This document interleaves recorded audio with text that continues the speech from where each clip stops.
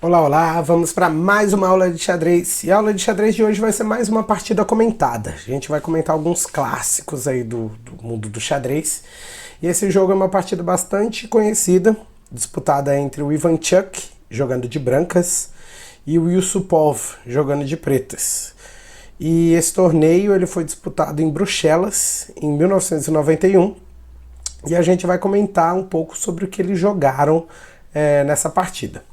Então o Ivanchuk, ele começa jogando C5, ou melhor, C4. A resposta do Yusupov é E5, de pretas. E agora nesse momento a gente vai trocar a perspectiva. A gente vai olhar de pretas. O que as pretas fazem? Vamos olhar a perspectiva das pretas para ver como é o desenvolvimento dessa partida. Então vamos lá. Começou com C4, E5. Depois as brancas jogam G3, as pretas jogam D6. Nessa hora, uma jogada possível também é cavalo em F6. Cavalo em F6 a gente já começa a clássica, né, defesa índia do rei, mas a ideia do Yusupov é que ela vai ser um pouquinho diferente. Ele vai combater o C4 de um jeito diferente. E depois de bispo G2, ele joga G6.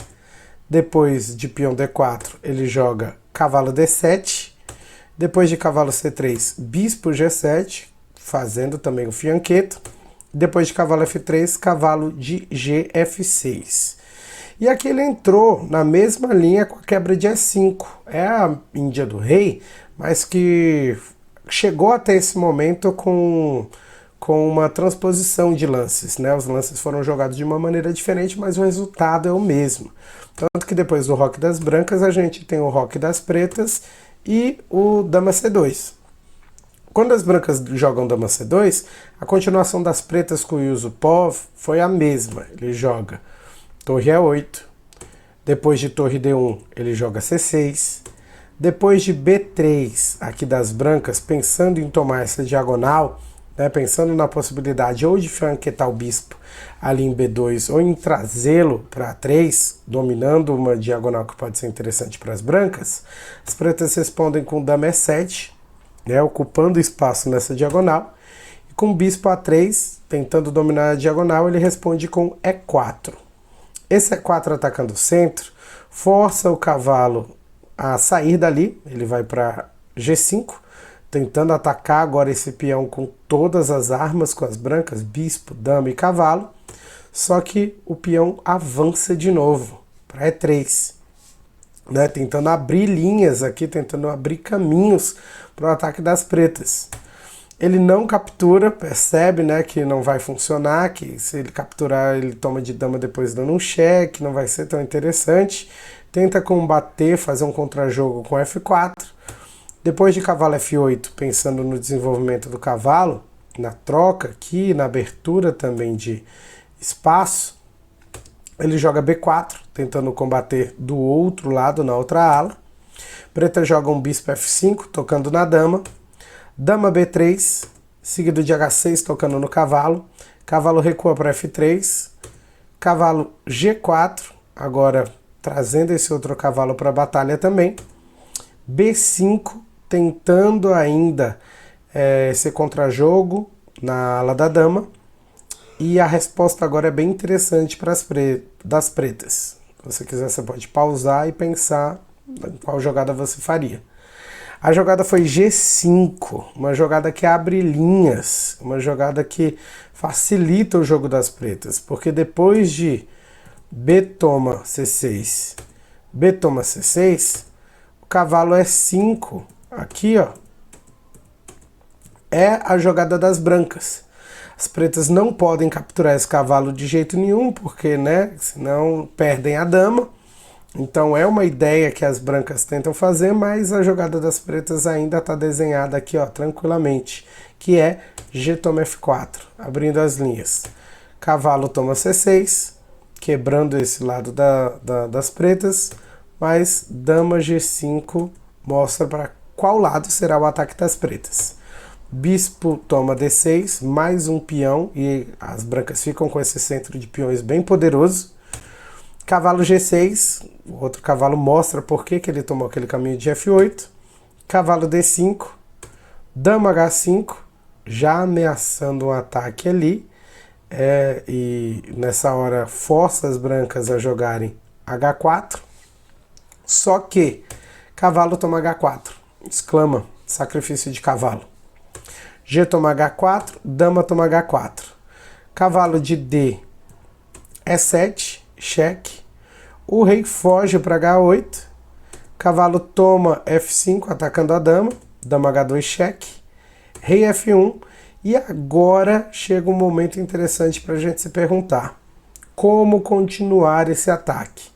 O que a gente faz agora para esse ataque das pretas ser eficaz? A gente vê que as pretas elas estão numa posição interessante, mas o contra-ataque das brancas existe ali. A gente tem que tomar cuidado ainda com isso.